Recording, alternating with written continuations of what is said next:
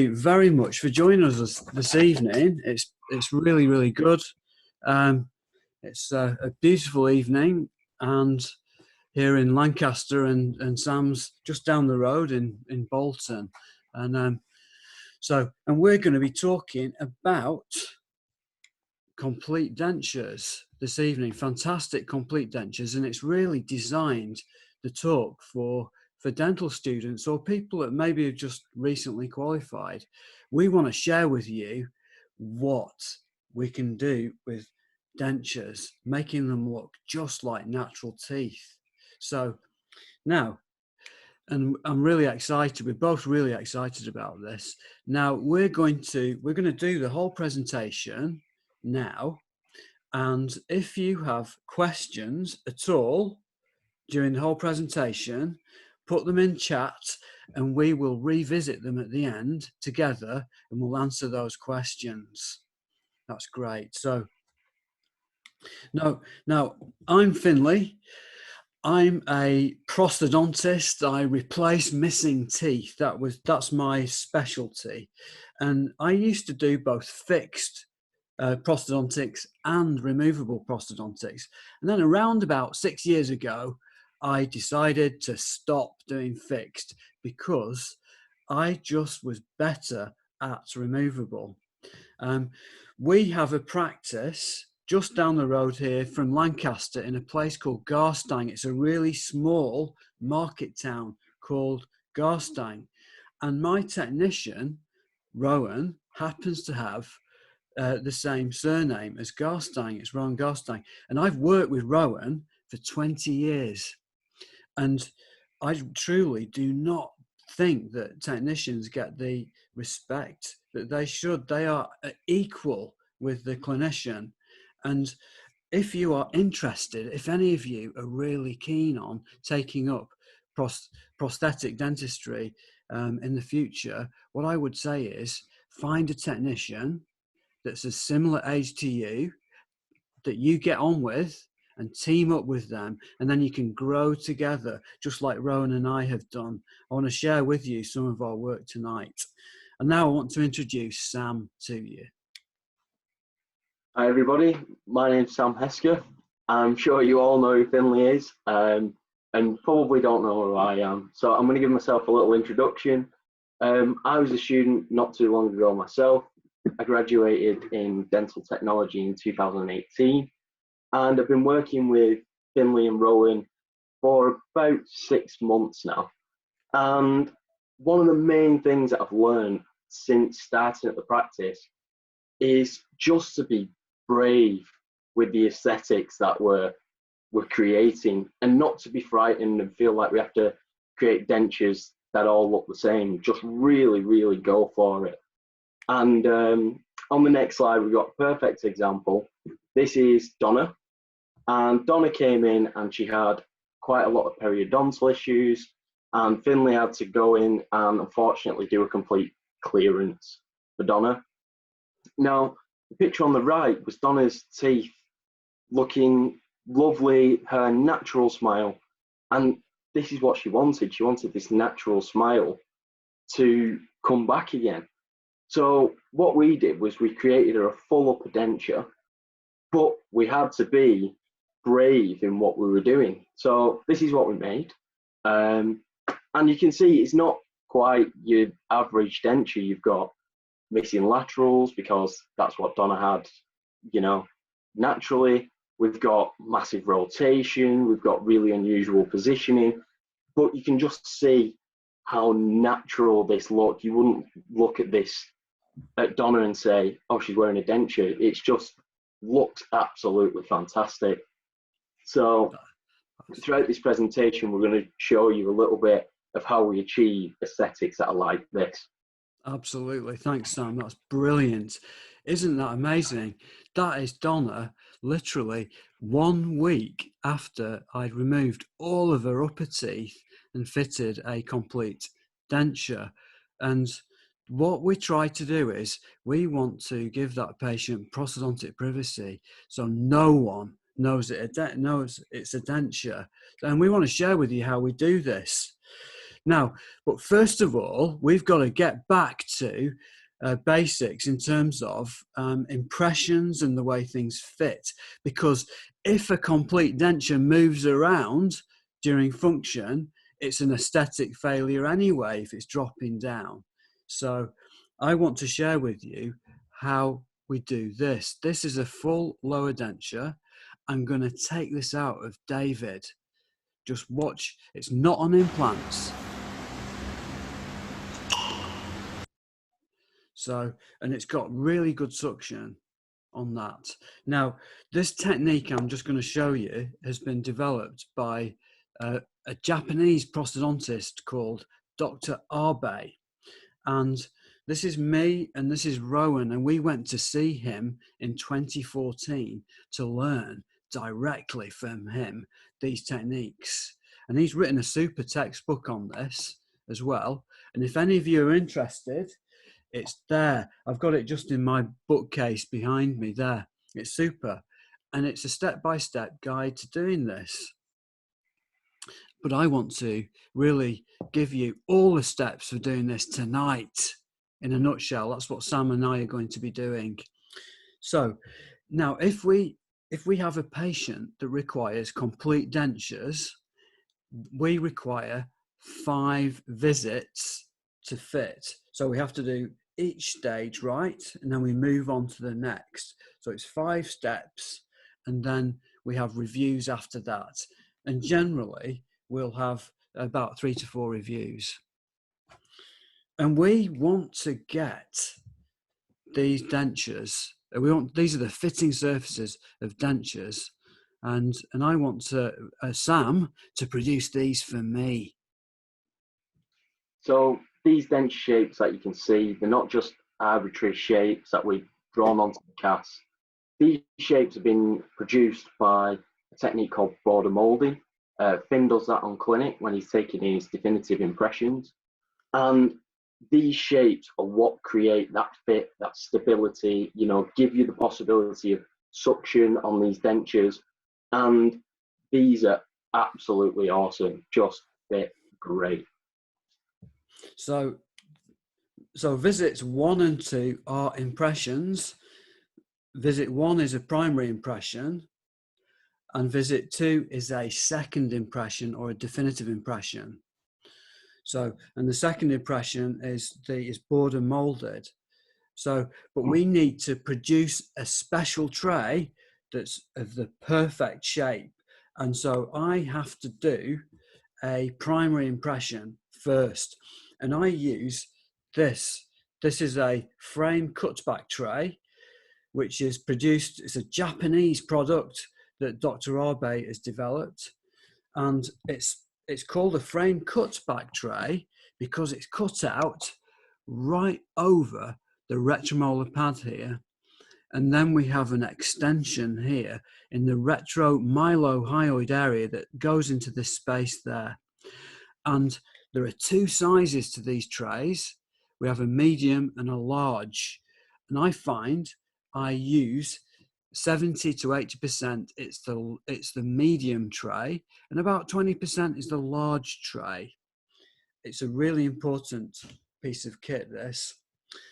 And what I do is I use a 2-part impression technique. So it's 2 types of alginate that we take the impression with together in the mouth.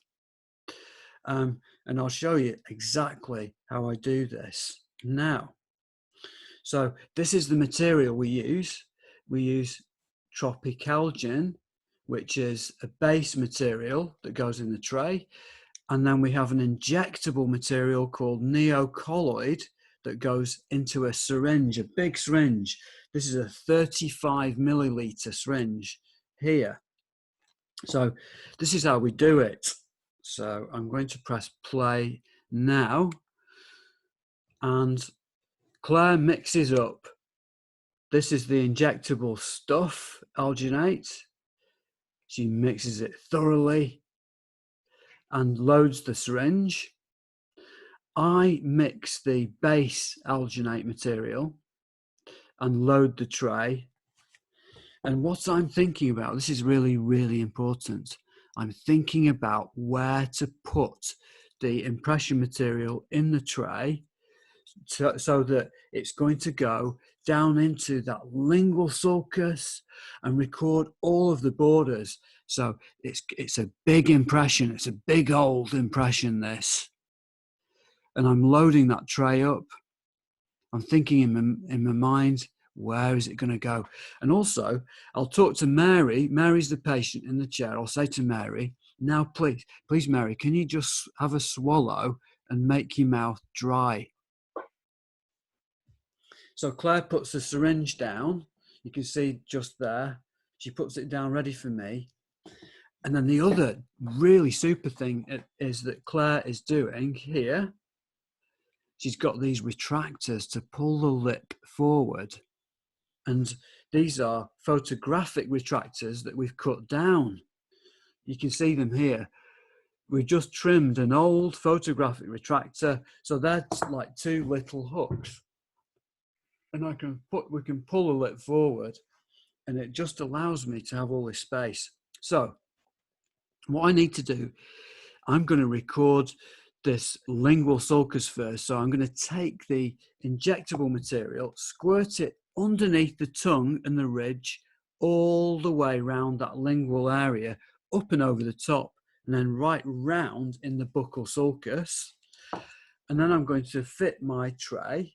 I'm going to rotate the tray in, sit it down over the ridge, rotate it down at the back, get the patient to put their tongue forward, and then I'll count to 5, relax your tongue, and then push it down at the back, close up, and grip the tray with your lips. Grip the handle with your lips, and then massage the cheek. I'll walk you through it now. The video. Here we go. So I'm going to inject into the retromylohyoid space firmly, squirt it round the lingual sulcus, up and over the retromolar pad, into the labial sulcus, all the way round to the back. And then we have some impression material in this tray. This is the base material. I rotate that in, sit it over the ridge, push it down firmly onto the ridge there. Claire takes the retractors out, tongue forward. I count to 5, relax your tongue. 1, 2, 3, 4, 5. And then I rotate it and push it down further into the lingual sulcus, and then get the patient just to close and gently grip the handle of the tray. And then I do a cheek massage just on the outside here to capture the edge of the mandible. So all of these videos here, you can have a look on my YouTube channel. It's Finlay Sutton, and it's got everything on there for you to look at. It's brilliant. So let's move on to the next slide. And doing this technique like that, it's so predictable. I just hardly ever have to do it again. And it records everything we need to produce a model, which means that we can then make a special tray on it. So look at that lovely retromolar pad, the ridge round here, everything's on it. The buccal and lingual sulcus is on there. It's fantastic. So, and then this goes to Sam now.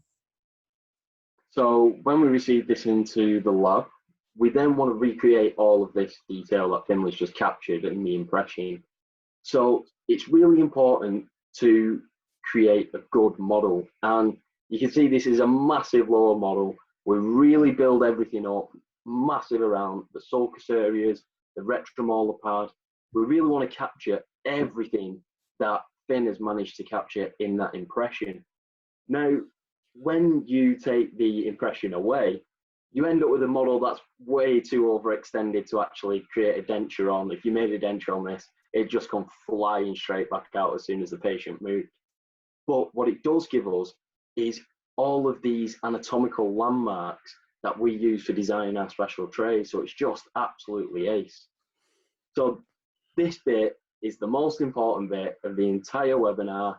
If you want to create a lower denture, that fits like the one you saw in the video at the beginning, you have to follow a special tray design that looks like this. So you start off by identifying the retromolar pad, and you can see there's a little arrow here. And this is something that was completely new to me 6 months ago. I'd never heard of it before, and it's called the Samaya sinew. So Finn, you're going to talk a little bit more about that. That's right, yeah. So it's dead important. So yeah, the Samaya sinew just embeds itself into almost the base of the retromolar pad. It's something that I was not taught at a dental school in Britain, but it's actually got a Japanese word, the Samaya sinew, and it is actually an extension of the buccinator. The tendon embeds itself into the base of the retromolar pad here. This is the retromolar pad there. If you just imagine we had a denture sitting in this space here, it needs to avoid this sinew like that. So therefore, our special tray has to do that too. It's got to account for this, because watch what happens when we pull that cheek. Look at that Samaya sinew moving there. If the denture border crossed this Samaya sinew, the denture would just bounce out and it would traumatize. So we've got to avoid that. One more thing to try and avoid. That's right. Now, the next step in designing your tray is you have to identify the edge of the mandible. And we want to be a little bit short of this, 2 millimeters short. And this gives Finn plenty of space to put his green stick ready for his border molding. And then as we come further down, give loads of room for any frenums. And then in the labial area, you want to be 2 millimeters short of the depth of the sulcus there as well. That's so right. Sam, just a sec. I'm just going to just slightly interrupt there, just for one sec. The edge of the mandible on the cast here, you'll be able to make that out. When you actually look at them physically, you can see the edge of the mandible. And it's really important we just come in 2 millimeters short of that. And then I'm going to be border molding that bit there. So, sorry, Sam, over to you for the inside. So the lingual aspect of the design, we start off by going from halfway down the retromolar pad, draw a line vertically down until you meet the myo-hyoid line, and then you want to follow that along until you get to the canine region. Then draw a second line 2 millimeters behind that, and then it's converging in that canine region. And what this does is what Dr. Abe describes as the post-dam of a lower denture. So that's right. Just following it down there, and that gives a really nice seal in that myo-hyoid region. So from there, we want to be following the lingual shelf all the way along, and then giving loads of space for that lingual frenum as well. Not coming too far into the sulcus. This is another area we're going to be putting green stick. We don't want the frenum getting in the way of the impression tray when we're trying to take an impression. So once we've done that, that's one side done. Repeat the process on the other side, and you have your outline. Well, your outer line is your outline for your special tray. So we don't do any spacing on this tray. You might have to block out a couple of undercuts, but apart from that, we want a close-fitting special tray. And then we use stub handles. So we put 3 stub handles on, one in 4-5 region on each side, and one right at the front. And for any technicians out there, we usually put sort of a spine of material across the tray as well, and that just helps, strengthen it up a little bit. We don't want it fracturing in the mouth or anything like that. And that is your finished lower special tray. That's it. So yeah, it just goes to the outside of that line. Now, it's quite a detailed process doing this. So I've got a handout which you can actually download from my website, which talks about exactly how to construct that lower special tray. And seriously, I'm not joking. It is this part here is the most important part of the whole of tonight's talk that we're doing. And if you follow those steps there for producing a special tray, it will improve the fit of your lower denture enormously. It will just be make a massive difference. So you can actually get this, all of this in the handout. If you go to speaking on my website, so click on speaking here and scroll down, and just at the top there, I've circled it here, there's a complete denture construction manual. So that diagram is within that manual there. Also, all of the materials and equipment that we're using and our suppliers, you can download a PDF of that. And also, this evening's talk is part of the 7 pillars of denture wisdom here. So this is going to, help you to communicate really well with your technician and actually have lots of slides like this.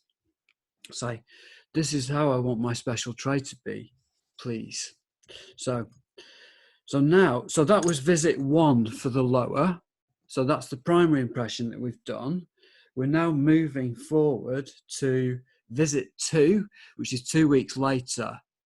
And what I'm going to do now is border mold the edge of this tray and make a superb definitive impression on it.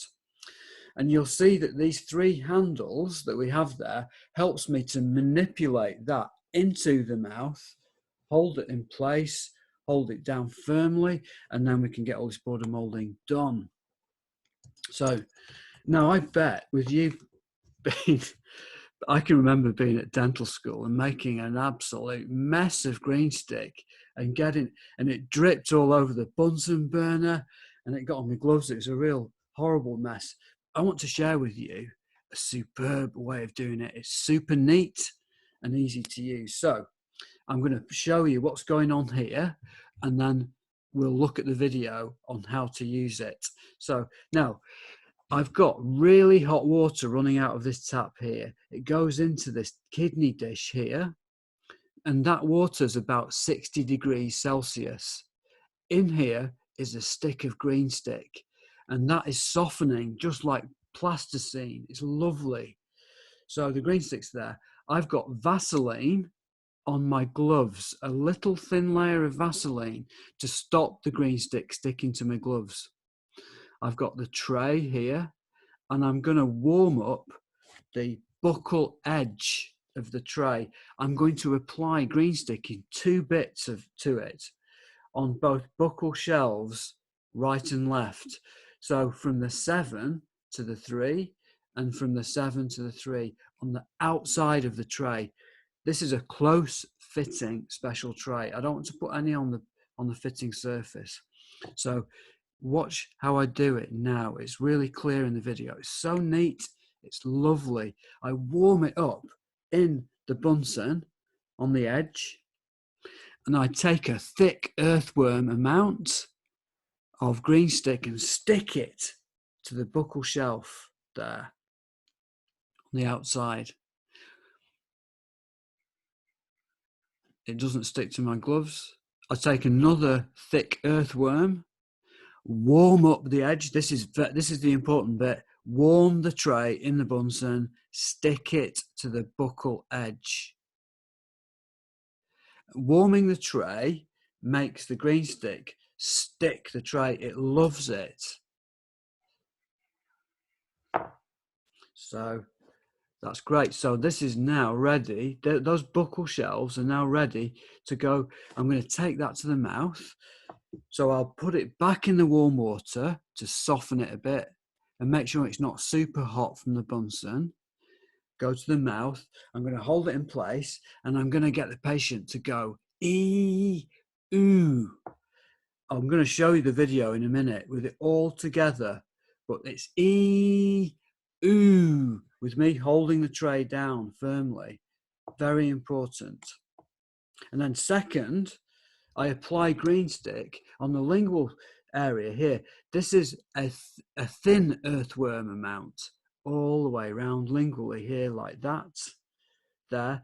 And I put that into warm water, soften it, take it to the mouth, hold it down properly and get the patient to open wide and close, lick the lip, push their tongue against the lower front strut, and do a powerful swallow. So there's a total of 6 very important movements we do. I'm going to bring it all together now with the final impression. So I'm going to dry off that surface, and I love using zinc oxide eugenol paste for this. If the patient is allergic to it, I use Imprigum impression material. So Imprigum if they're allergic. So I mix the paste up, place it onto the fitting surface, and we then take it to the mouth and we amalgamate all those 6 movements together. So here we go. So Claire's got the retractors in. I rotate the tray in and avoid it wiping off the side of the tray, and sit it down onto the gum. Waggle it down firmly onto the gum like this.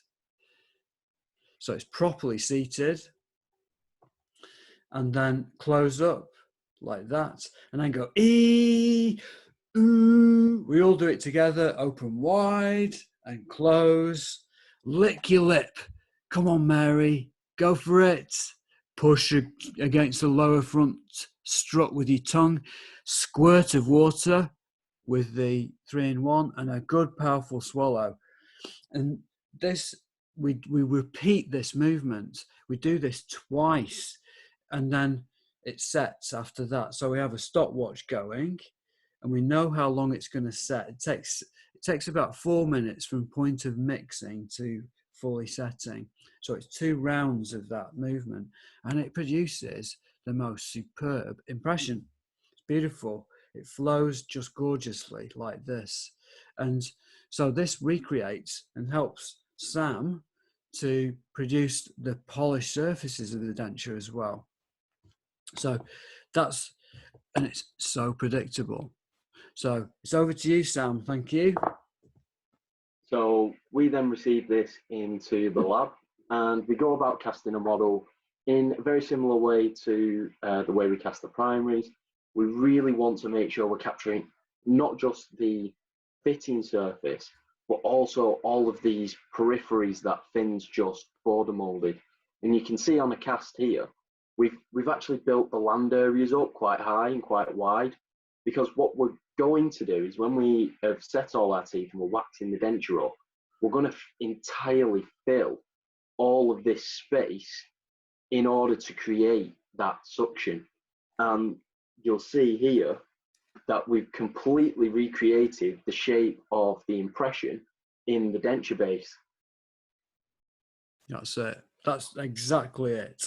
So, and they skillfully do that, and it's crucial for the whole fit. And the really great thing is about spending time doing all this border molding. It means that I have very, very rarely do I adjust the periphery of the denture, because it's been molded beautifully by the patient themselves. So that denture, and this is the whole point that we're trying to do, that I want that denture just to sit in place and be as stable as possible during all of those social functions the patient's performing, when they're eating, talking, laughing, smiling, kissing, all of these things that we do in our life. I want that denture to be as stable as possible. So the impression must accommodate all of those movements. The swallowing is just very, very important, and it actually helps with the suction effect. So now I'm going to move on to the upper now. So this is the upper denture, and with upper dentures, I want to get great suction. I want to have 100% of my upper denture to fit just like this. Here. So we've got great suction. The lips drape over the border and the cheeks, and we've got a posterior seal on the denture. That's just like a suction cup. And I learned this technique from Fraser McCord when years ago, I did 6 years in practice. I qualified in 1993, and I spent 6 years in practice, and I really didn't like dentistry. I found it really unpredictable. And I almost gave up. So I saved up enough money to do a master's in fixed and removable prosthodontics. And I did it at Manchester with Fraser. He had a great love of dentures, and he taught me loads of techniques. But this is what he said about me 2 weeks after me being at the dental school with him teaching me. He said that on the clinic with all of the postgrad students there. But it was true. I was really cocky. I thought I knew everything, and I didn't. And he really showed me that, and I really learnt so much from him. And I learnt how to make uppers that fit. This is what he taught me about this. So we've got Nancy here. What I first of all, again, so this is back to visit 1 for the upper. So I'm going to do a primary impression here. So I'm going to squirt it round the labial sulcus like this. So I want to capture and record the full depth of the sulcus all the way round to the back of that tuberosity there. I then have a second part alginate. It's like we did for the lower. We've got the 2. I've got a base in the tray, and I've got my running material in here. So I rotate this into the mouth. Claire's got the retractors in again. Rotate it in. And seat it up at the back.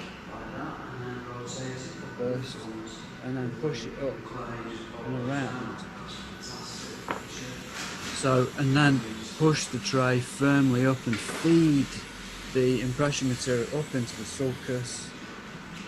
So, goes right up there. Now, I bet some of you are thinking, what happens if the patient has a gag reflex? We need to record a lovely impression like this. And Anna, kindly, she sent in 2 questions before we've done this presentation today. So I just wanted to talk about the gag reflex issue. So now, I think the most important part of this is for the dentist, the clinician, to be really confident about doing the impression itself and calm. And so what I do is I always have the patient sitting upright, even for upper impressions like that. That avoids the material going down the patient's throat, first of all. I rehearse it with the patient. So Claire and I, my nurse, we rehearse the impression process. We do a dry run with the patient, and I tell them exactly what I'm doing, squirting that round and in there. And also I give them exercises to do whilst we're doing the impression. This is just standard for everybody, even if they don't have a pronounced gag reflex. But I'll take you to the actual impression and tell you what I ask the patient to do.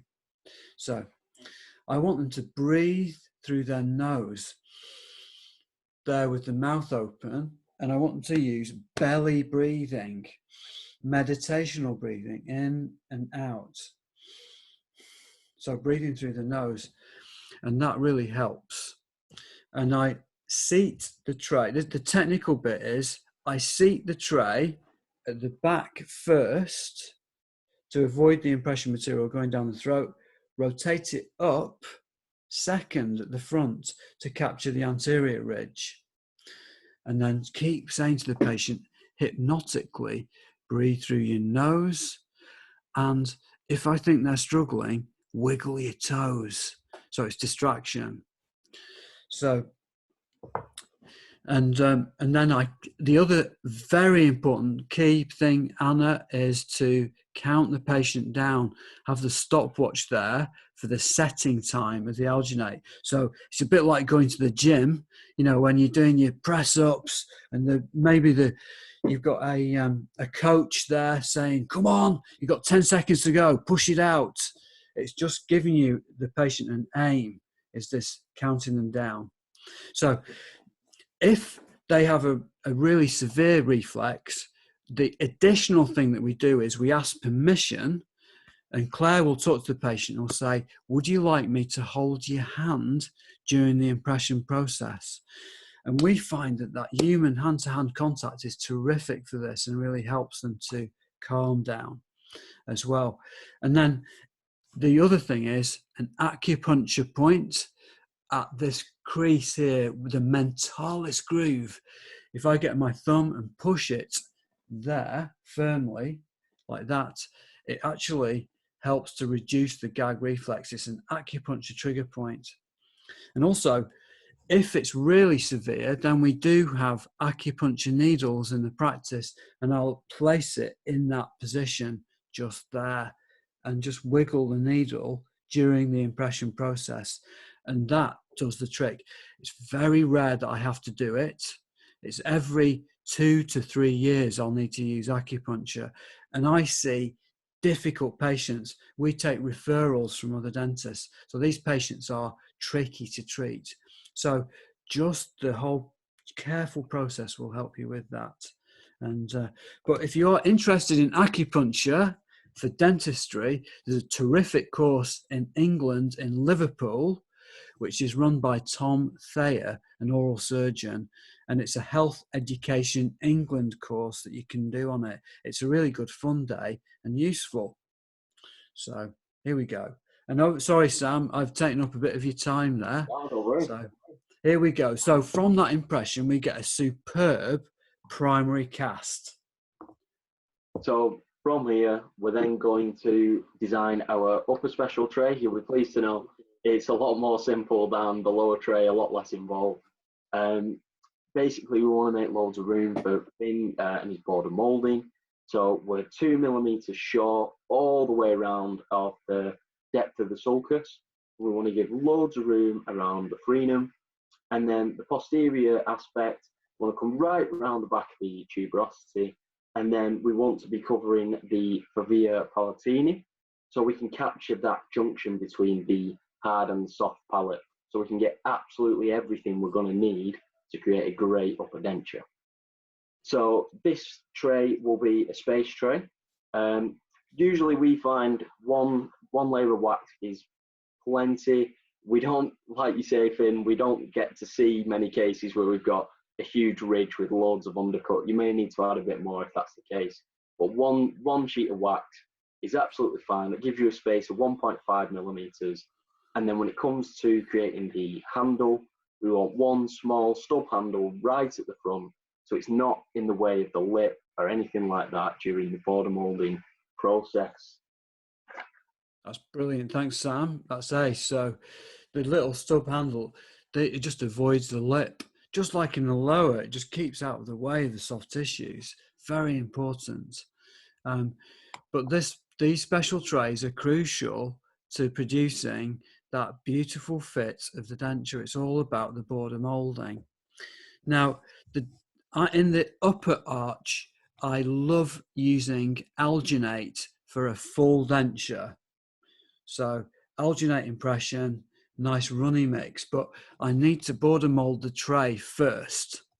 And so what I do is I apply, first of all, I need to recreate that 1.5 millimeter space that Sam has made the tray on. So I put green stick right onto the fitting surface of the post dam here, and also a blob just on the canine and canine, both sides there. And that's nice and soft. It's warm, like plasticine. Take that to the mouth like that. So this goes into the mouth. So this is the front here. You can see the handle of the tray here. And then if we look at the top here, this is the border of the tray from around about the 3 region backwards. And if this tray bounces onto the reflection of the sulcus, like you can see there, it's too long and it's overextended. And you know what? Most definitive impressions are overextended that we see in labs. It's really important to get it shorter than that. And so what I do is I mark up where it's overextended, cut that, take it out, cut it back. And I use a tungsten carbide drill here just to drill that away, take it back to the mouth. And this gives us some beautiful space here for the impression material to roll around the edge, and for me to border mold this here to the functional position of all these different movements the patient's going to potentially make. So that's, first of all, check over extension. It's correct. This is all in the manual. You can look at this in the handout. Second, what I do is I add green stick from the canine right the way round to the behind the tuberosity. So, and this is not on the fitting surface. This is on the outside of the tray here, and this allows us to generate suction. So, but I need to mold that to the patient's functional width of the sulcus. So I take that to the mouth. You can notice, look, it's like a thick earthworm, both sides. I take that to the mouth as when it's soft, hold it in place, and then pull down the cheek, both sides, and get them to waggle the jaw. So it's just like we've got the skull here, there, I've got a skull. You can see this coronoid process here on the skull. When we waggle our jaw from side to side, it narrows the back edge of the denture in this area here. There, that bit and that bit get narrow. So look at it. When we take it out of the mouth after border molding, it thins it totally down. And that's the shape of the patient's mouth when they perform these different movements. We don't want to interfere. We don't want the denture too big so it gets bashed by the coronoid process. We want just to fit in. So once I've done that, the molding, it's ready for the alginate impression, and I put in the tray adhesive. So it's alginate adhesive into that, and paint it all over, paint it around the periphery as well, and then fill that, not too much. This is a common issue, which I notice, dental students tend to put too much impression material in. So don't overfill it, because it's only 1.5 millimeters of gap. So a thin mix, not too much. Glaze it with running water on your fingers, so it's beautiful and smooth, and then take it to the mouth. So here we've got June here. I'm just going to rotate it in June's mouth, and watch me put it at the back first, stop it going down the throat, and then up at the front second. And I'm firmly pressing it down onto the ridge. And this is from the front now. So Claire's taken out the retractors. I'm going to push that firmly up onto the ridge now, and keep it pressing with one finger, and then border mold and pull the cheek with the other hand. Border mold the other cheek, pulling down and trimming the edge, the periphery of that impression. Squeeze it at the front there. Get the patient to waggle a jaw. That's that coronoid process coming across. Open wide, really wide, and then close and suck my finger. Good, powerful suck.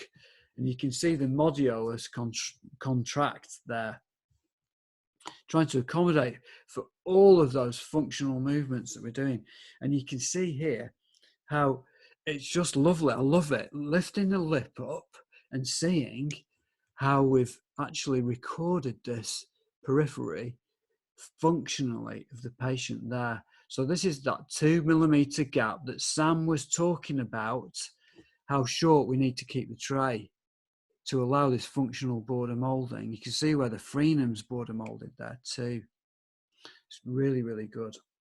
So that's the impression. Now, before Sam tells you about pouring this model, what I want to do is I want to have seated, push the tray up thoroughly so it sits back onto my green stick, stops there. And we've recorded all this periphery beautifully in the impression itself. So thanks, Sam. So from there, again, we're not only trying to recreate the fit surface from this impression, we're also capturing all of this periphery that Finn's border molded. So it's really important to build everything really high up, create a really nice land area on your model. Because again, we're going to be filling all of this space around the sulcus with wax when we come to wax this denture up, and that forms the peripheral seal. So it's really, really important that we don't break or lose any of that detail. So again, put the impression, let it set really well, put the impression in hot water, 50 degrees, give it a couple of minutes, let that green stick really soften up, then pull the impression away, and it'll just capture all of that periphery so well. And the models look absolutely fantastic. That's brilliant. It's absolutely, sorry Sam, I didn't click on quick enough, but that just shows here where the patient waggles the jaw, and this is, you know, where the coronoid process narrows the denture, and this is the functional width of the sulcus. And then Sam and Rowan so skillfully replicate this in the final denture. It's so important. It's beautiful. Sorry, Ben, just to add a little bit, the only Yeah. area that we don't completely fill on the cast when we're waxing up these dentures is the labial area. We'll keep that a little bit thinner than the full extension that we have, and that just avoids any bulking up of the lip and making the patient look a bit too pushed out, if that makes sense. That's brilliant, Sam. Absolutely. We love the denture being really thin underneath the base of the nose, because we're moving on to this now here, which is tooth positioning and aesthetics for dentures, which is so important.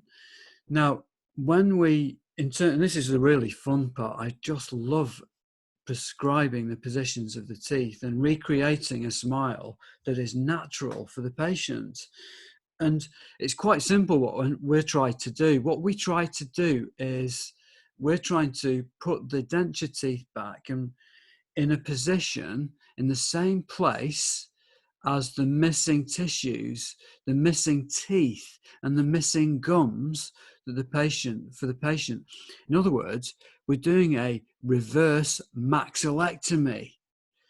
And if the patient is class 1, I want to give them class 1.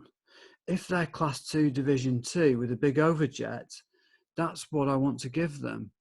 If they're class 2, division 2 with a deep overbite and these butterflied laterals, that's what we want to do. And also, if they're class 3, that's what we want to do too. And this is really important. This is very, very important, is that that if we put the teeth back, if we put the denture teeth in the same place as the natural teeth, the dentures are they look terrific because they support the face properly, but B, they function better too, much better, because they're in the neutral zone, this zone of minimal conflict.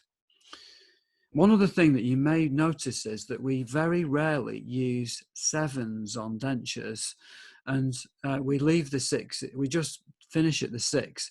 It's for 3 reasons. Number 1, that space at the back, so say here like that, that allows the tongue and the cheek to rest on the back of the denture and hold it in place. Number 2, if we have a tooth in that sort of position here, biting together, then it can actually set if you had a bolus of food at the back there, it can set a displacing force downwards and forwards for the lower denture, destabilizing. And number 3, if we have an extra tooth on, we are increasing the surface area for chewing with, which means that the patient has to bite harder to get through food. So we are reducing the biting force required to get through the teeth with cusped teeth. That's just a little aside there. Now I want to move to visit 3. So we're going to move on to visit 3 now. So this is the jaw registration stage. This is the fun bit. in terms of prescribing where those teeth are going to go. So Sam's going to describe these wax rims that we use for prescribing the tooth positions and getting the bite correct. Please go for it, Sam. So when we are in the lab and we're trying to create these wax occlusal registration blocks, our main aim is to make things nice and simple and easy to use on clinic. We don't want Finn spending loads of time adjusting things. We want him spending his time on getting that rim carved really well and getting the vertical absolutely spot on. So what you can see here is we haven't got two full occlusal rims. We use a full upper rim and a lower Manchester rim or pivots. And basically that's just because it's so much simpler to carve down two pivots and get that vertical dimension right, rather than trying to get two full rims to align to each other while they're in the mouth. The upper rim, you can see it's quite bulky anteriorly, and we do that for a reason. And it's mainly because we want loads of wax there that Finn can carve away, get that lip support absolutely dead on. Because without carving the rim correctly, as technicians, we're just guessing. It's an educated guess, but it's just a guess as to where the teeth are going to be. So we want to make the rim nice and bulky anteriorly. We just use a shellac strengthener in the base for the upper rim. That tends to be absolutely fine. In the lower rim, because we haven't got that full wax rim there, we like to use a Like-Your base plate, and that just keeps things really nice and stable. Doesn't matter if they're in there for a while and everything gets warm, they just sit really solid on that lower ridge, and it just gives an absolutely fantastic jaw edge. It does. These are brilliant. So, and they just work so easily. So what I would really advocate is to really think seriously about ditching a full lower rim and using these types of pivots, because they're very easy to get them. It's very easy to get them to marry up to the upper. So now, so I've got to, at this visit, carve that upper rim in the right way and trim it to the right vertical dimension, and then record centric relation. So, but in order to do this stage, this is what I really need to do. I need to have a really good photo of a patient here, and then try and replicate that. Sam's going to just chat about this to you now. Yeah, communication is key between clinician and dental technician, and the more information we have in the lab, the better the results we're going to get in the end. So this is Henry here. The picture on the left is Henry with the occlusal rim in place, really nicely carved by Finn. And then the picture on the right is actually Henry on his wedding day, looking really nice and happy with a big smile. And that's great for us, because what we can do is when we have these two pictures, first of all, we can attempt to recreate the smile that Henry once had. But also having that wax rim in place allows us to make adjustments as we see fit, and we can compare these two photographs and adjust the lip support, adjust the incisal plane.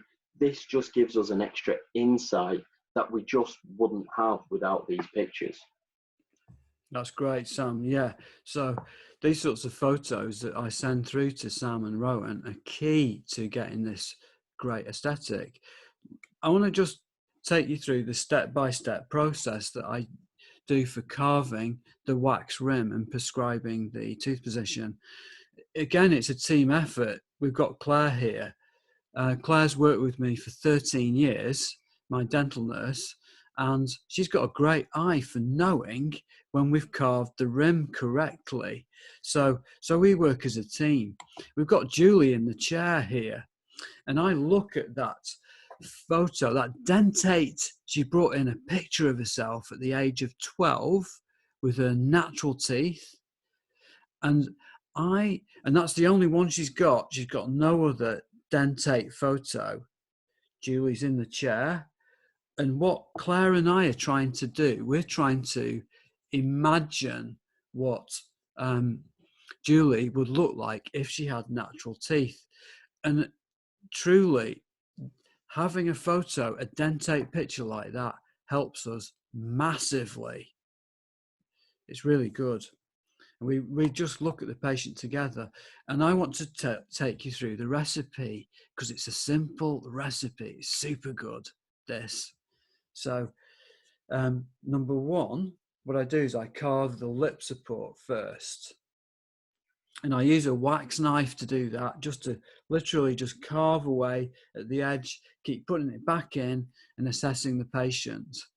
With Claire and I looking at each other.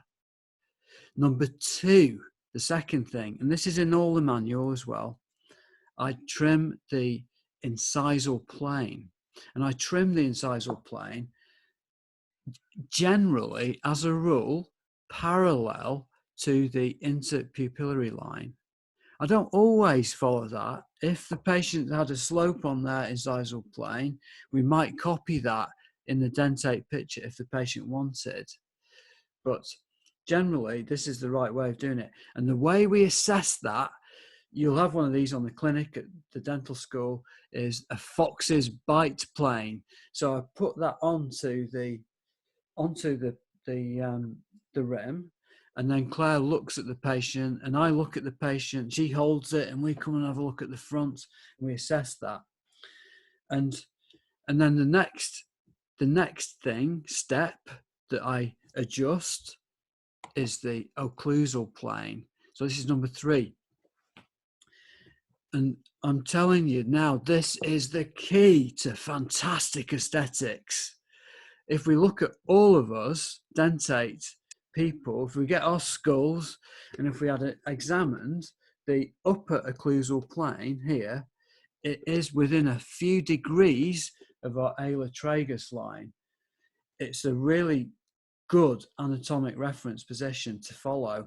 So I carve the upper rim parallel to the alar tragus. So I take it out of the mouth, I put it onto the cast.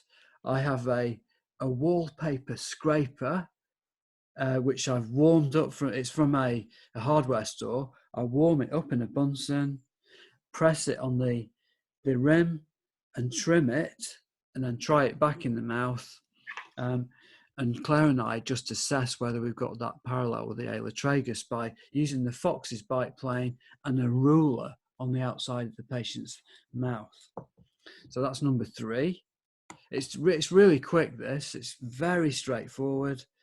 And then number 4, I trim the buccal corridors with reference to the dentate picture like we've got here for Anne. So she wanted that overall aesthetic look reproducing, slightly improving, but reproducing. So buccal corridors, centerline trimming, and then that's the upper done. So it's 5 steps, dead simple. I then moved to looking at the vertical dimension. So this is when I put in the lower pivot. So I put that in, get the patient to close together onto the pivots. And then Claire and I just look at the patient. We actually walk around and we see, and we just look at them, and I trim that down to a point where the patient looks right. So generally, at first, the patient will be jacked open when we put it in, because Rowan and Sam build that up, overbuild it, which gives me scope for trimming it. So I then trim it, and Claire and I look at the patient and then look at each other. And Claire usually does this. If the patient's too open, she'll go like that. So it's like my sign to say, okay, yeah, the OVD needs to go down a bit. So we trim that back into the mouth, and we do it until the patient looks right. So we don't use any Willis bite gauges or any dividers here. It's purely just looking at the patient. And basically there's no research to show how to achieve the right vertical for complete dentures. Seriously, there isn't in the literature. So we use the John Coyce method. John Coyce is a world famous prosthodontist based in Seattle. And he says, if the patient looks right, they are right. So that's what we use for getting the vertical correct. So then once I've got that right, the vertical, I then want to make sure that both the sides of these pivots are touching evenly with the patient opening and closing onto the pivot. So, and I'll ask the patient, which side do you touch first when you just touch together? And they'll notice which side they're touching first. And I'll just gently just trim off that side that they're touching first. And I want them to tell me, I'm touching evenly together. And when they're touching nice and evenly together, that's when I can actually record the CR, the centric relation or retruded contact position.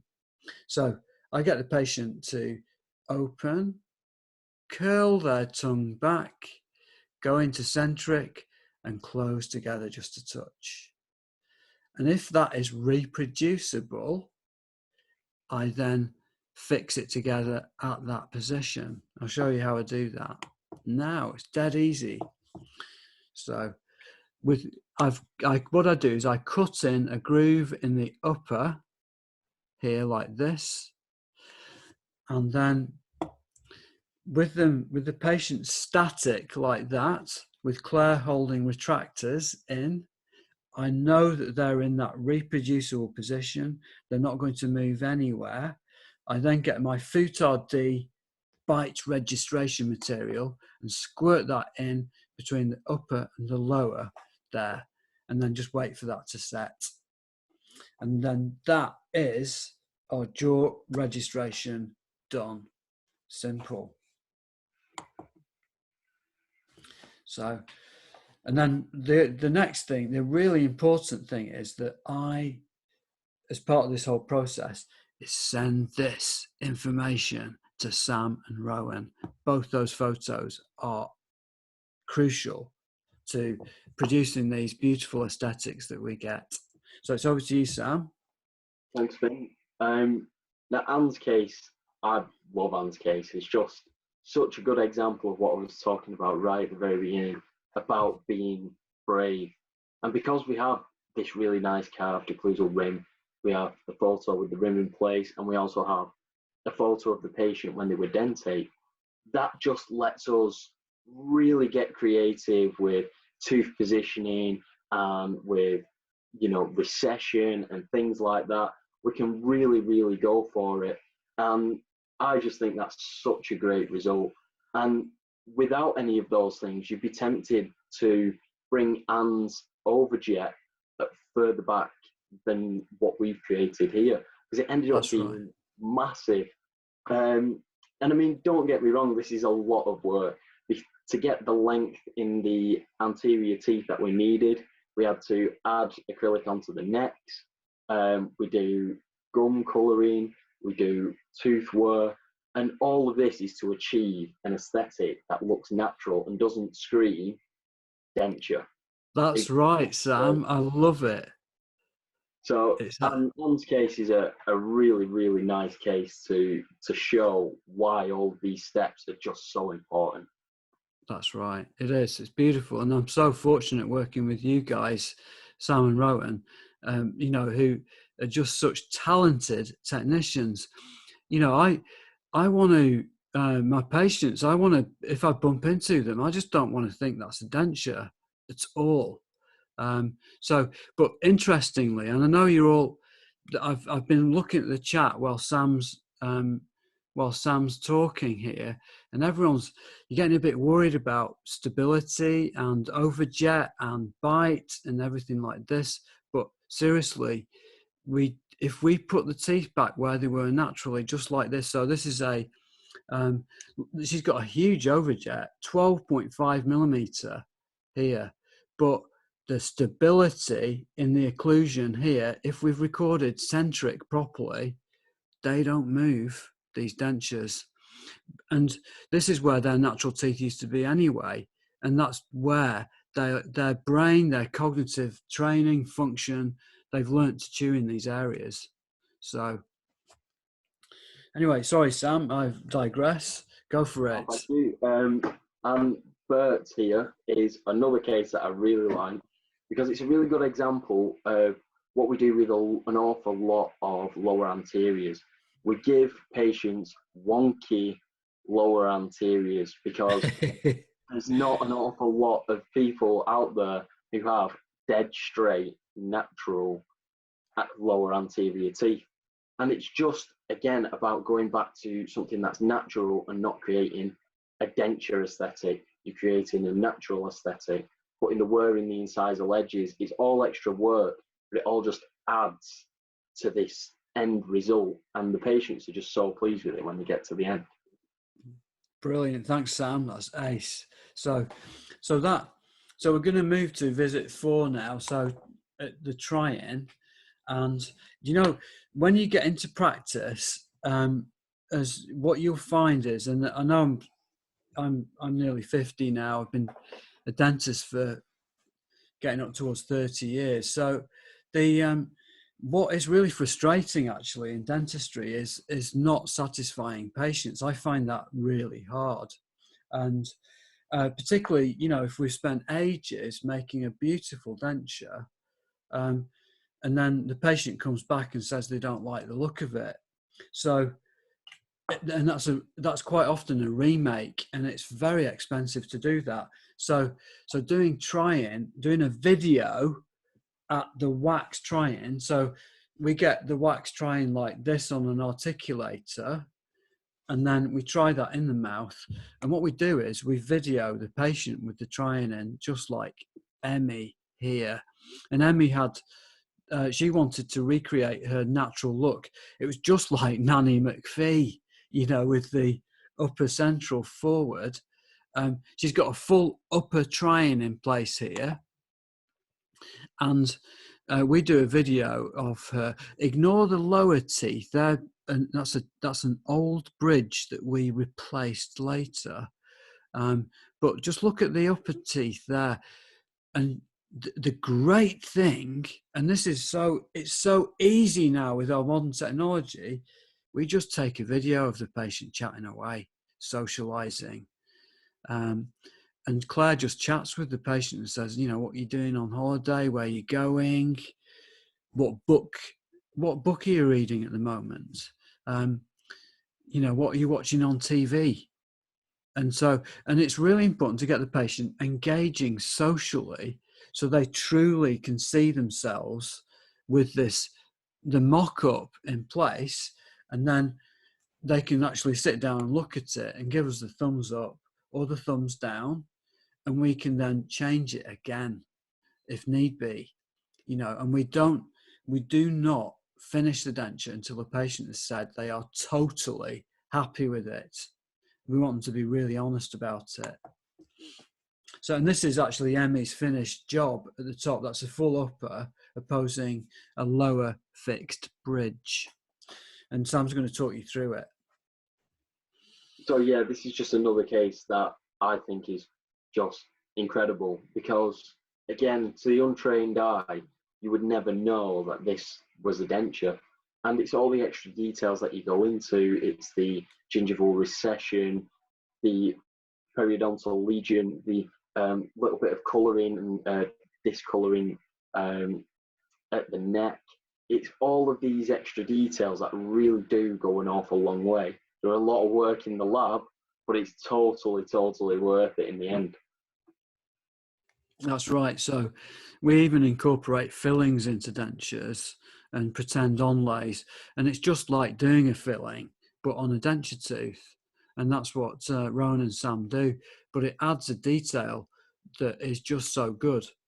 But this photograph here, and I get the patient to bring in as many dentate pictures as they possibly can, even if they're not smiling. But look at that there. If we did not have that photo, there's no way we'd be doing something like that. and she loved it. So that's the try-in. We do a video. Let's move to visit 5, which is a fit visit. And there are 2 main things that I'm wanting to do when I get the dentures. So I want to make them comfortable first, and also get the bite right. So it's quite simple. This is the fit appointment. So if we imagine we're going to fit this lower denture, this is top tip and will remain with you for the rest of your career. It is amazing what I'm going to tell you now, seriously. Is what we do is I try that in the mouth like that, and I press it down firmly onto the gum into place. And then I look at the patient and I say, where is that sore, or where is it uncomfortable? And the patient will point to the area where it is. I then take the denture out, and what I do is, with a light-bodied silicone impression material, just like I would do for crown and bridge work, Doric flow, for instance, I squirt that on the fitting surface, take it back to the mouth, press it down firmly, wait for it to set, and then take it out. And so if you imagine this patient was just having that denture fitted, and the patient had said, oh, ow, that was sore here in these lingual sections, then what I would do is, with a Sharpie pen, after disinfecting it,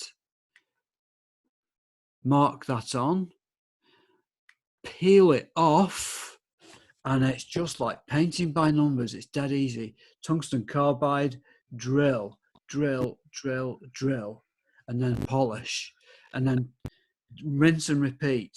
Try it back in and do it, and do that over and over until it's totally comfortable. Very, very important. I do that for the top and the bottom. So it's key, because what I do not want the patient to do is walk out of the door with this being sore. You know, it will get flipping sore if we leave it like that. So number 1. Number 2 is the occlusion. And with the bite on dentures, it's really important to have, and because dentures work differently than natural teeth, the bite, we always have some clearance here on the anterior teeth. If we put articulating paper between the teeth here, and get the patient to bite together, it will pull through. So we want positive occlusal contact in the middle of the denture, both upper and lower dentures in the middle. So it's generally on the 4s and 5s, and that helps to seat the denture properly. So I'll show you what I mean. This is a denture occlusion that will work really well. So it's Bob, full dentures. Let's put the articulating paper in. It grips on those 6s, and back teeth. There's pull through anteriorly. Bite together. Pull through anteriorly. Bite together. So, right. And then just tap together. Tap together. Fantastic. Just want even contact in centric relation, just like that. So that's what I'm trying to achieve here with the occlusion. So when I fit them, I get the patient just to tap together, and they'll tell me which side they touch first.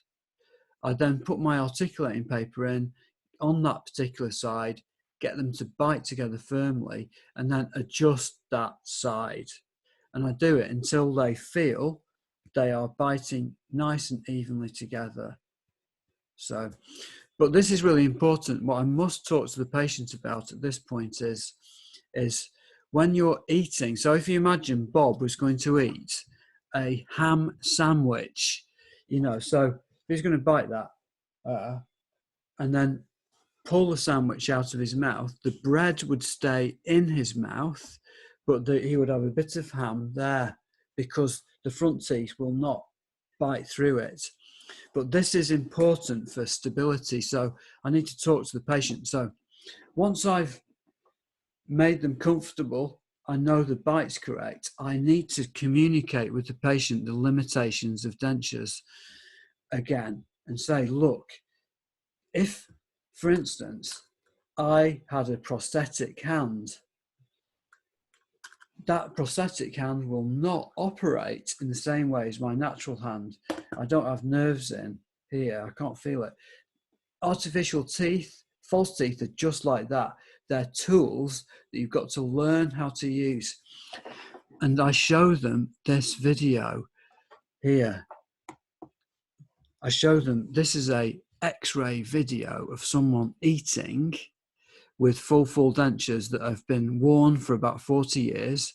They bounce up and down, they move around on their bases, but the patient can manipulate them as tools. And Sam and my dentures will fit way better than these, but the patient has to learn how to use these tools. Just watch this, it's dead good. It's really, really good, this video.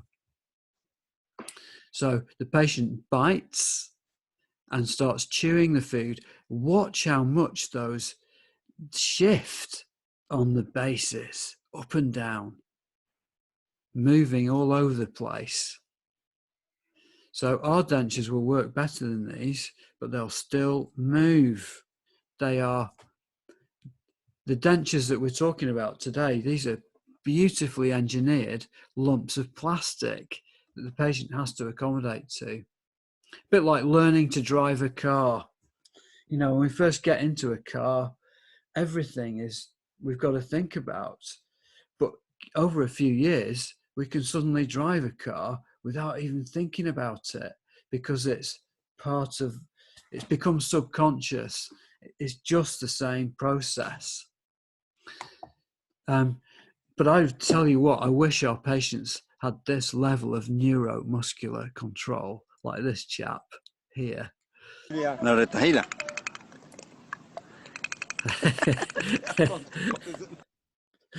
It always makes me laugh. If all our patients had neuromuscular control like that, we wouldn't need to have a webinar tonight. So what I'm trying to do is, truly, even though they're beautifully made, I want to under promise and over deliver on what I'm doing here. So that's where I want to put the patient there. So, and then finally, we come to the review visit now. So I get them back in 1 week after fitting the dentures, and quite often there'll be rubbing in a few areas. There'll be some areas where it's ulcerated. So this is a top tip. If you have a patient like Juliet here in the chair here, she's got a rubbing bit just on the ridge there, and I want to know precisely which part of the denture is doing that. This is how I do it. It's brilliant, this tip. Again, it'll stay with you forever. So Claire passes me the cream, which is pressure indicator paste. I've dried the ulcer. I've put the cream onto the ulcer. I push the denture in place firmly and then take it out again. And look on the fitting surface, and there we have it picks up exactly where the ulcer is, and then I just use a tungsten carbide drill just to grind away that area. So that's that, and that's essentially our talk done for this evening. But there's another question. Anna asked me 2 questions and said, if the final denture, once it's been fitted, if it doesn't have great retention, how do we do a reline impression to improve that? So this is how, and this is very rare that I have to do it. If we follow those steps I've been through tonight, it's so totally rare that I need to do a reline first of all. But say theoretically we had to do one, it is a very, very thin wash of silicone impression material, very runny impression material like we'd use for crown and bridge, and I bored and mold it in exactly the same way as I would do for a complete denture. So all of those movements I showed you before. So that's it. Thank you very, very much for listening, everyone. We've still got 417 people here tonight. Thank you for your time. So Sam and I, thank you. It's been brilliant. What we're going to do now is we will have a good look at the chat questions and spend a few minutes answering those for you. So let's have a look there. So I'm going to now stop sharing the screen here so you can see me and Sam there. Hello. That was great. So let's have a look at the chat. And I'm going to put it on full screen so I can actually move my chat to a better place so I can see it. Can you see the chat too, Sam? I can see that, yeah. Good. Right, I'm going to go right to the top. So, hi Marcel Fundora from the US. So, it's good to have you here. It's brilliant. And thank you everyone else. It's Ace, Vietnam. Hi Dan from Ramsbottom. Yeah. Brilliant. So South Africa, lovely. So that's brilliant. Sunny Cheshire, Birmingham. That's wonderful. So we've got this here from HS at 7:20. Hi Finlay and Sam, really appreciate this time for us students. It's a pleasure. We've enjoyed it. Just wanted to ask if taking a lower primary impression of a patient who has a dentate upper arch and edentulous lower arch, would you still get the patient to close their lips onto the tray handle, or would the maxillary teeth interfere with the tray? So, yeah, that's it. So now you're talking HS. That is the most difficult prosthetic situation to deal with, where you've got natural teeth biting onto an edentulous. That is, to get really good outcome with that is hugely difficult. But following the steps that we've been through tonight will help to give you the best possible chance. And yes, we still get the patient to close together onto the tray handles, and I actually ask the patient just to lightly bite my fingers whilst we're doing that, and then we do all of those movements that we talk about. So Tanib Ali asks, how do you identify the retromolar pads on the cast? So I've got a model here actually, which you'll be able to, that's the primary cast there, and using the two-part alginate, we get great detail of the anatomy.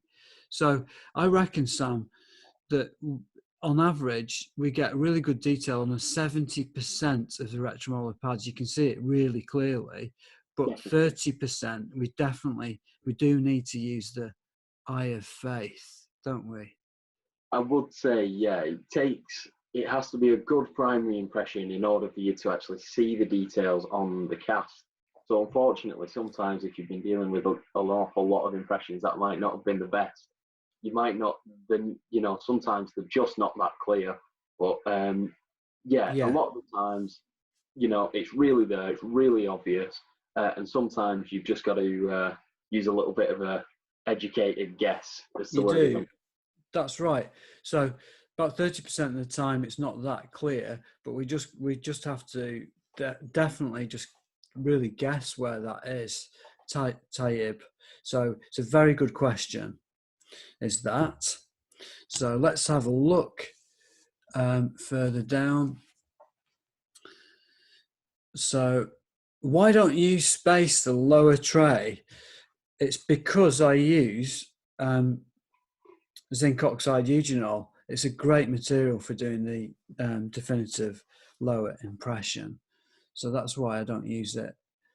And you don't need spacing for zinc oxide.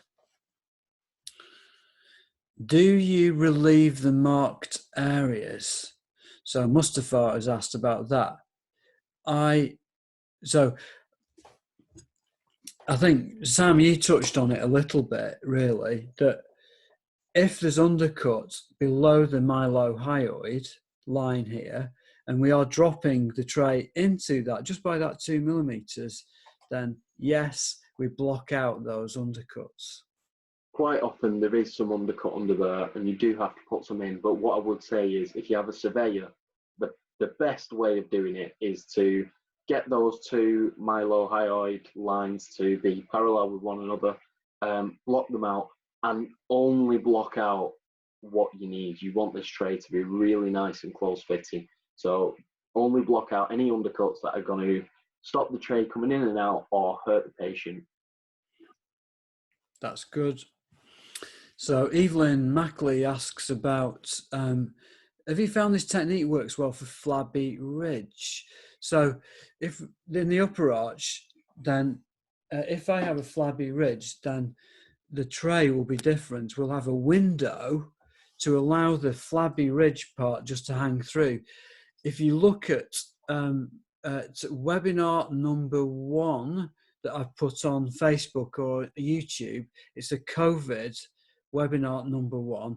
There's actually, I show you how I do a flabby ridge impression, Evelyn, and it's a little bit different. It's zinc oxide rather than alginate for the upper, but it's really clear. You'll see it show it very, very well.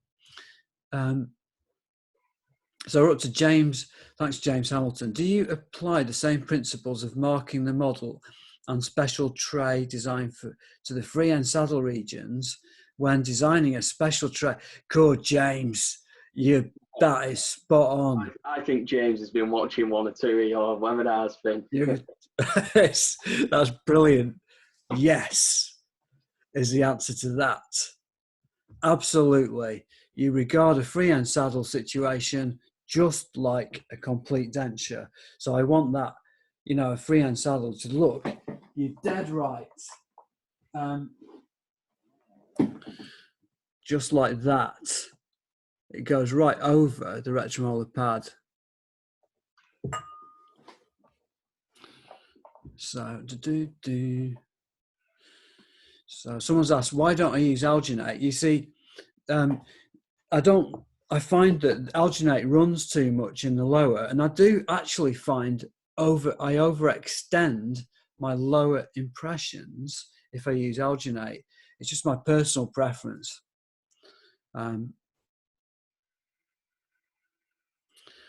So AJ Varma said, if you get any voids in it, in your second impression, what do you do? If you get a few little bits missing from the zinc oxide, then I mix up a little bit more, just rub it in, pop it back into the mouth and redo it very carefully. With the alginate, if I've missed a little bit of the periphery, which is very rare, but if I have done, I actually reseat it back in the mouth and inject a little bit of silicone in there, and then we glue it together. So it's a bit like doing anyway, I won't go there. We're talking about, I could talk all night about these questions. So Mustafa has asked, so do you board and mold and final impression as single step? No, I don't, Mustafa. I board and mold with green stick first, get that border molding spot on, and then put my alginate or my zinc oxide, whichever it's an upper or lower, in afterwards, and then border mold again. So I do it twice, do loads of it. Sam, there's a good question from HS here. Yeah, I can see that one. What gypsum material do you use to cast the primary and definitive impressions? And is it the same gypsum material that is used to cast the primary and definitive impressions. We tend to use Shearer Premium White, which is a type 4 dye stone. It's really hard. So we add some Super Yellow, which is from John Winter. If you can't get hold of any Super Yellow, KD will work exactly the same. And it's just because sometimes you can find that if you make a model too hard, we'll really struggle to put pin dams into it and things like that. It just makes our life a little bit harder. And generally, yeah, we will use the same materials to create the primary and secondary impressions, to cast the primary and secondary impressions, but we might use them in a slightly different ratio. So we might use a little bit more KD on the primary impressions, just because we don't need those to be quite as hard as our definitive. Brilliant, thank you, Sam. Jamie Daly, do the 6 border moulding movements apply to green stick and the fit surface impression at the same time? Yes. Aisha Ijaz, why do you use 2 different types of alginate? What if we only had one type? Can we do this method? Aisha, you can do it. I've tried to. Seriously, I've tried to, using Blueprint, you know, mixing runny in here and thick in here. It just doesn't work. It just didn't work for me at all. It's a faff. So, and that Zermac material I mentioned, it's not expensive, the 2 different types. It just comes in a bag. It's just, in my opinion, just do it like that, like I've shown you. It's a good question though, because I've had a go at that. Mustafa, while pressing the tray from posterior to anterior, how do you gauge the stop so that you don't overpress the tray? Well, I actually, it's a very, as a dental student, this is really, really important and difficult to get right, is the right pressure. And I think CDTs find this very tricky too, to get the head round at first, but it's actually a lot of pressure.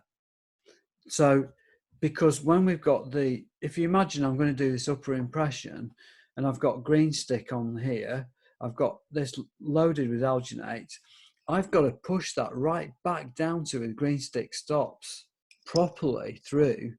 And those green stick stops help to locate the tray accurately, because they actually just form around the ridge. They've already formed around the ridge. So Mustafa, I can actually fit it. I could actually do the impression with my eyes shut and achieve the same results, because I know it's going in the right place, and I do put a lot of pressure on it.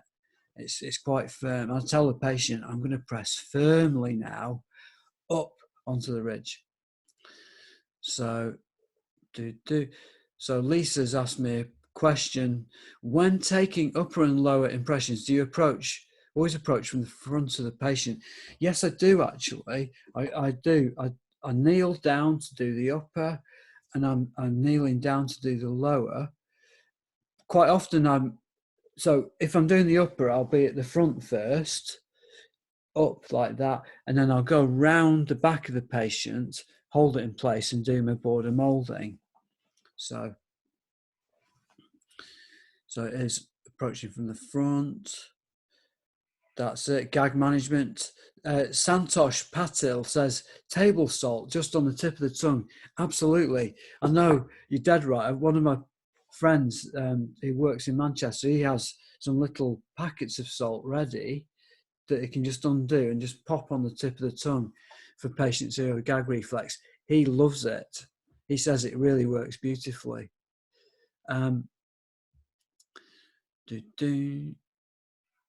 So Alexis Isunza, do you understand that question, Sam?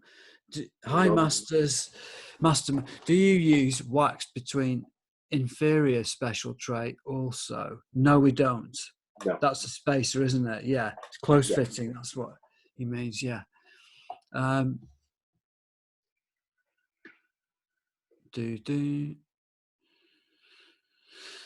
So I really don't like using silicone. Zane Rizvi has asked about, it's a good question. Why don't I use zinc oxide in the upper? I've got to press it too hard. It's like the surface area just doesn't get into all those areas. So I find that the alginate flows much better with a full upper.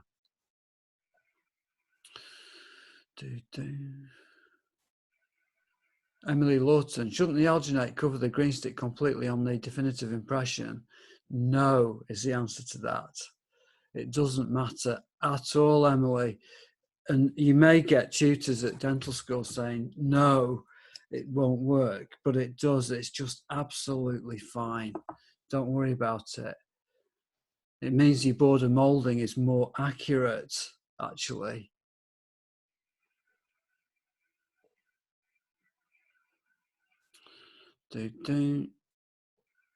So Rebecca Turner's asked about dentures having a reduced bite force. Wouldn't putting them back in class 2 or class 3 will reduce this even more as less contacts? No, I think this is really, really important. It's just crucial that the teeth go back where they were naturally so they remain as stable as possible. And then we then build the occlusion so that we've got lovely positive contacts. The positive contacts in the middle of the denture so that the whole thing seats properly. So actually we can literally make it light on the back teeth, light on the front teeth. In other words, no contact, but just positive contacts here, and the denture will function beautifully and be balanced too.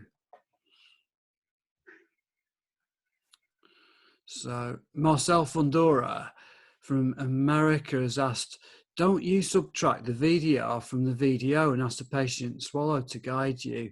Marcel, I don't actually, and I know this is, I watched Kim Daxon's video from the Dawson Institute. She did a webinar recently about closer speaking space and getting that and being really careful about that. Now, and also there's loads of research that is looked at getting the right face height. And seriously, there's nothing in the literature that shows and directs exactly how to get the correct OVD. So seriously, we just use the John Coyce method, which is if the patient looks right at that vertical, then they are right. And we really do not have issues with speech or patients getting food in. If we don't jack them open, if anything, we'll just slightly close them down a little bit. If in doubt, close them down a little bit. That's how we work. So we don't do any resting face height and stuff. I used to do that, Marcel, but I just don't do it now. I can see there's a question from David Hoy. Will the university lab laugh at me if I ask for a Manchester rim? Well, I hope not, David. But it is really important if you do ask for these kind of rims, you need to have a really solid base on them. Because if the lab sends you back one that's entirely made out of wax, you'll find you'll have more issues with it sort of distorting and wobbling around between the two pivot points. And then when you put them onto solid casts, you might find that you then have issues with how your models are aligned, if that makes sense, if one side is distorted down. So hopefully they won't laugh at you, but if you do ask for them, make sure they're on a like your base. That's true.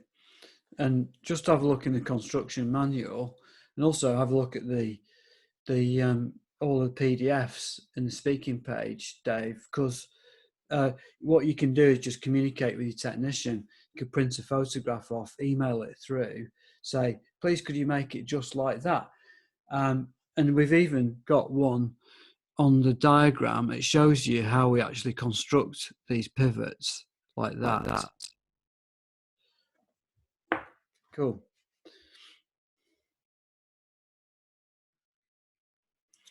Do. So hyphen when you for the bite reg, this is Imam. If you for the bite reg, you place the mousse, the Futard D, with the rims together. Yes, I don't get the patient when I'm registering to bite through any material. That just is a recipe for the patient to go, and just go into a funny position. I want to know that they're in that position, and then I inject it in. Hyphen, when recording in wax rims, do you squirt? Yes. Yeah, all around. Satyam Sharma, thank you. Yeah, all over. Right between. Marcel Fundora, have you ever had to use balancing ramps? Don't know what those are actually. Do you? Is that balancing the occlusion? Because we Bit like, yeah, the compensating curves. We do set all of our dentures with compensating curves. If there's any sort of dental tech students out there looking for a great guide on setting teeth, the Enigma Life Tooth Setup Guide is awesome. And that's really, really helpful. Gives you a really nice step-by-step guide of how to get those compensating curves. We also do balance our occlusion ever so slightly, but we're not obsessed by it, if that makes sense. I won't spend loads and loads of time making sure that every single tooth has a balancing contact on it. As long as they have one or two on each side. In all honesty, Finn, I'm sure you'll agree, once the dentures go into the mouth, it's so rare that those balancing contacts are actually present, because the articulator, again, is just averages and things like that. So you're never going to completely recreate all those balancing contacts anyway, but your compensating curves are important. I hope that does answer your question. that's great, thanks. I reckon it does, Marcel. And also, you know, we find, just like Sam says, we have nice balanced articulation on the articulator, but when I take it to the mouth, there's never balanced articulation in the mouth. What I have to get is a lovely, even centric relation. It's just got to meet evenly together in CR. And should they move from side to side, forwards and backwards in these excursive positions, the whole thing is going to tip. And what I say to the patient is, I want you to eat like a crocodile. Think like that. Because these are not like natural teeth. If you eat like a sheep, then they're going to tip all over the shop. So this is again grounded in good research. This comes from Germany and from Austria, from Slavicek, who they have got great research showing that you get the patient to become a chopper, not a grinder, and it just is helpful. It's really training the patient to use these as tools. Thank you. Thanks very much. Lovely comments here. It's great.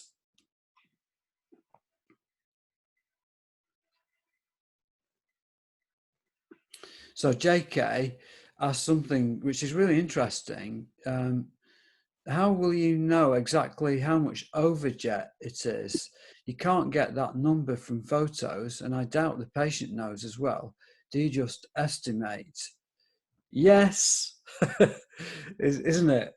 As long as that lip support is right with the upper rim, what we tend to do is once we've articulated our two models and we've got those rims in place with the models articulated, I'll then make a lab putty matrix that comes right to the very edge of my upper rim, and then I can take that away, close it down, and then when I'm setting my teeth, I'll basically make sure that my teeth come to the edge of where the wax rim was, if that makes sense.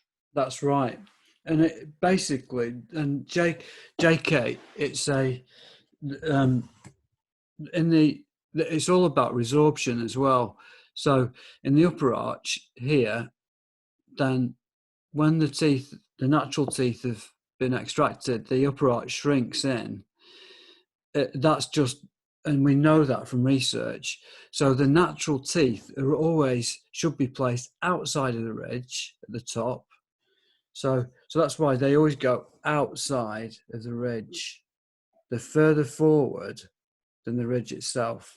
But in the lower arch, the resorption pattern is different. So, and it's more vertical. It shrinks, but the crest of the ridge shrinks at the front here, just like a mountain is shrinking vertically down. It doesn't go forwards or backwards, it's just vertical. So this is why the pivots are really, really good. There's no need to prescribe the tooth position in the lower at all. We just put the lower teeth over the ridge because that's where they were naturally. So we just position the necks of the teeth right onto the ridge, and then that helps to get this overjet correct in terms of tooth positions. There's Is that a helpful? similar Is that right, Sam? from yeah, I think so. There's a similar question from Lisa D, talking about a large overjet again, causing disharmony with soft tissues, lips, also with regards to potentially reducing mastication and tipping the denture forwards.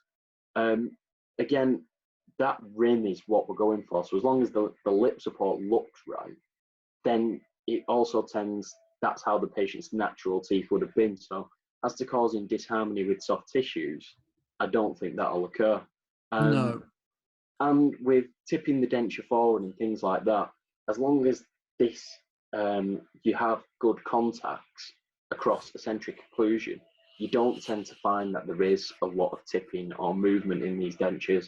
And again, it's about the patient getting used to what they can do with these dentures. That's true. Absolutely. So, Lisa, you're right. You are absolutely right. If we put the teeth where they were never in reality, then yeah, we'd do that. We would be creating a disharmony. But then the other thing is as well, Lisa, this is an important point, is that, you know, sometimes a patient does want changes and they want to look different than they used to. Some people hated their teeth and don't want them recreating and want more of a class 1 arrangement. So if a patient wants that, and we feel that we can do that from a mechanical perspective, then we do. We can make subtle changes and change things, you know, quite readily. So that's good. There's been a couple of questions regarding wax try-ins, yeah, and how well do they hold up during the try-in videos. The answer to that is it depends, I would say. Sometimes we have absolutely no space between our incisal plane and the ridge, and that means that underneath all of these acrylic denture teeth that we've put in place, there tends to not be an awful lot of wax there holding them in, and sometimes they can teeth can start to fall away once it's been in there quite a while. But I think what you were about to say then, Finn, was a cold glass of water. That's right. Keep everything nice and cool. The wax will stay nice and solid, and that way, hopefully, you'll have less issues with try-ins distorting and things like that. That's right. And I've got to, you know, me and Claire, we've got to talk to the patient too and actually say to the patient, look, please don't bite too hard. And we treat loads of bruxists, don't we? They're always really Sometimes heavy on the teeth. We feel a bit sorry for ourselves when we're treating a bruxist and the try-in comes back in 1,000 pieces, but that's what it is. And it's still a really helpful tool for the patient to see how they're going to look once the treatment's finished. So here we go. Emily Lawton, is the try-in made of wax? No. The try-in is made with a shellac base. So this is a try-in here, and you can see that there's a shellac reinforcement here, and then the teeth are embedded into wax all the way around. So they do hold up pretty well. Yeah. You know, they're not bad. So that's the upper. Some labs like to create either a light cure base plate or a pull down vacuum form base plate for the try-ins. But unfortunately, like we say, we're usually not dealing with an awful lot of space. No. So sacrificing any of that space to a more solid base plate normally just isn't an option for us. Yeah. So AJ Varma asked about, can you bond composite to acrylic when mimicking a restoration? Yes. So it's very straightforward. You cut a cavity in the denture, in the tooth, sandblast, and then bond, and then place a composite in. And just like you would do for a filling in a tooth, put some undercut in as well, just to help hold it in place. They don't come out. They're absolutely fine. We use a lot of acrylic primers and things like that to make sure that all the composites that we use stick really, really well. Yeah. So Marcel, how is PVS more convenient than PIP? Marcel, the silicone, I use the two different types. I use the PIP in a different way than I use the PVS. The silicone is just so neat and quick. Squirt it on, try it in, and it shows me where it's pushing through, and I just peel it off. And once I've drawn my marks on, it's so clean and quick. I just find Mizzy Pip doing it like that, painting it all on and trying. I don't fully know where it's pushing through because it's just not as clear as the PVS in pushing through, and also it's just a hassle cleaning it as well. So, but I do love Pip for drying the ulcer off, putting it on, and picking it up at the review visit. It's great.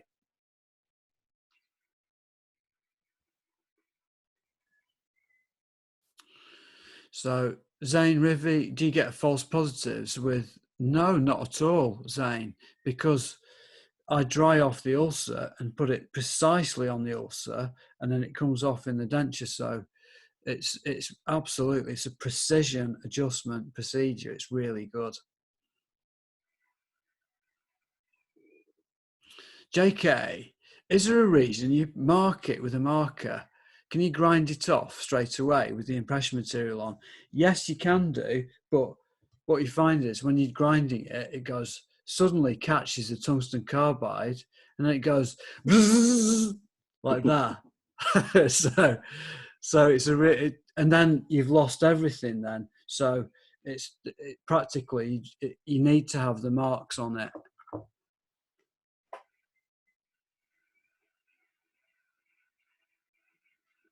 There's a question here from Sarah Chan. In your experience, what is the difference in communication between an excellent clinician like Dr. Sutton and an average one? What information does he provide that others don't? Good question. A lot of cases, labs will receive two occlusal rims that have been stuck together, and sometimes that's it. Sometimes you don't even receive a midline that's carved into there. And from that, you've got to manage your expectations about what you're going to receive back from the lab, unfortunately, because the more information that the lab's provided with, the better the result should be. Now, something that we receive in the lab from Finlay, a rim that's carved to lip support, buccal corridors, incisal plane, occlusal plane, all those things are really important. I would say that is the bare minimum to get any kind of aesthetic result. And then after that, the photographs are so important. and they help us so much because I have a tablet in the lab. I can just pull up the pictures, sit there, and when I'm setting up, I can constantly be referring back to these pictures, and it's the next best thing to having the patient at the side of me and trying in every step while I'm putting every tooth on. Is the only thing that you could possibly make better. So yeah, it's all about the more you give to the lab, the more you receive back. Totally. And can I just add something to that, Sam, Of course. as well? And Sarah, it's a super question. It's just communication, isn't it? It's talking. And we're so fortunate because we've got the clinic and then the lab in the room next door. So we are always talking about cases. We're always picking up models and chatting about them. And literally, once I've seen a patient, I take the stuff through to the lab, and I talk with Sam and Rowan about it. So we actually have a chat about each patient, and it's just detail, tons of it. It's good. So that's lovely. So CL here has asked about any tips on how to effectively put the patient in CR. So the pivots are really good for getting into the pivots I mean are the Manchester rims. It's a good way, far better than a full block. If you want to go the whole hog, it's a Gothic arch tracing, and I've got loads of literature on that. If you look at the construction manual, the Gothic arch tracing, the central bearing apparatus is in there, and the techniques for doing it, and also on a lot of my webinars too. I can see a question from Victoria Furman asking, is there any disadvantage to doing the bite reg and secondary impression on the same appointment? And I would say, first of all, the bite registrations are just not going to fit as well as if they were made on the definitive impression. I think that's really important. You really want these bite registrations to fit those casts when you give them to the technician, because otherwise they've got to chop and change and do all kinds of adjustments to get those wax registration blocks to fit the cast so they can articulate. So if they're made on the definitive impression, that's absolutely fantastic. And I think the second point to that would be then it's time and more stress on clinic, but I suppose that's your area of expertise. That's right, it is. Sam, I'm just reading the comments and I wasn't listening to your last comment. I apologise, because there's some lovely comments about. Anyway, I'm just excited. It's great. But what were you wanted to ask me? Bite registration and is there any issue with doing registration and definitive impression at the same time? Yes, I think there's loads of negative aspects to this, and I think that it's making impressions takes a lot of concentration. So I find that if I had to do the impressions and the bite together, it's just my mind would be blown with having too much stuff to think about. So I just prefer to just separate them, and I want to get each step spot on. So that's why I prefer to separate it, and I'm so that's good. Right, I think we are pretty much done. How deep do you cut the buccal grooves when taking the bite reg? So that is from, I think, Govinda Baines. You're still on as well because you're in blue. So I'll draw it on here. They're quite decent, chunky ones. Can you see that? V-shaped bit there, Sam, is that on there? Yes, slightly. It's a little bit blurry, but I would say a good 5 millimeters deep, at least. Good chunky 5mm. The better these locate together, the more accurate your articulation is going to be, and the more accurate your occlusion will be in your dentures. It's working both ways, I would say.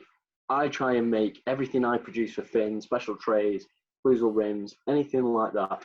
I want to make his job super easy on clinic because I want him to focus on what he needs to do. And I'm sure Finn does the same for me and Rowan. When he's sending back, occlusal rims are always really well stuck together. We're never spending loads of time adjusting things to get things to work.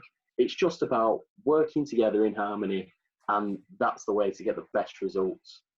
That's right. We've got one more question, which I think is really good, which is Brodie Taylor. Great webinar. How do you decide between a full upper acrylic and a metal connector? So I love metal bases in dentures. What I don't like happening is us making a denture, say like this, and we've spent ages doing it, and they are expensive. You know, the dentures range from a full set of fulls, it's about £5,500, and they can go up to £7,000. So these are really expensive pieces of kit. What we don't want is to crack, and sometimes they will do, and particularly if they're comfortable, the patients can chew and eat really well. So often, Brodie, what we do is we put in metal bases inside the denture itself to strengthen them, and these are very, very important. In fact, it's Sam's dad, Chris, that does all our chrome work, who is probably one of the finest chrome technicians in the world, and he does all these things for us, and they are fantastic. But they strengthen the denture, and it means that we don't have a patient who gets worried about them breaking. They're much more robust. So we use a lot of metal reinforcement in there. If you have a look in the, on our website, scroll down, there's lots of cases with these metal reinforcements in there to look at. So that's great. Just to add to what you were saying, Finn, there's also a couple of benefits. We can make a metal palette much, much more thin than we can acrylic, because acrylic has to be a certain thickness, obviously, to maintain the strength. So we can really thin it out if we're using a chrome palette. Also, there's that heat transfer, which can sometimes, when you're having a full acrylic denture in there, it just completely takes away that sensation of heat and warmth. So that metal just really helps conduct the heat through the denture to the palate, where the patient can actually tell how hot something is in the mouth.